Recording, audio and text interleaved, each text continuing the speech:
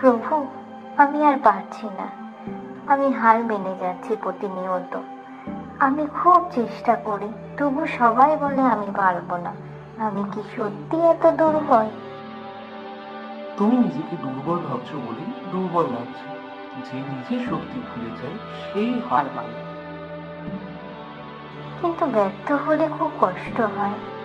ব্যর্থতা হলো শেখার পথ। আমি কখনো তোমাদেরকে ছেড়ে যাই না।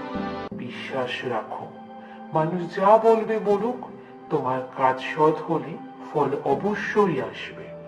বাঁশির সুর যেমন শান্তি দেয়, তেমনি মনকে শান্ত রাখো। যদি সবাই আমাকে নিয়ে হাসে? প্রতিদিন একটু একটু করে চেষ্টা করো, সত্য বলো, পরিশ্রম করো, আর নিজের উপর বিশ্বাস রাখো। যে নিজেকে জয় করতে পারি সেই আসল বিজয়ী। আমি কিভাবে নিজেকে শক্ত করব, তুমি বলে দাও প্রভু।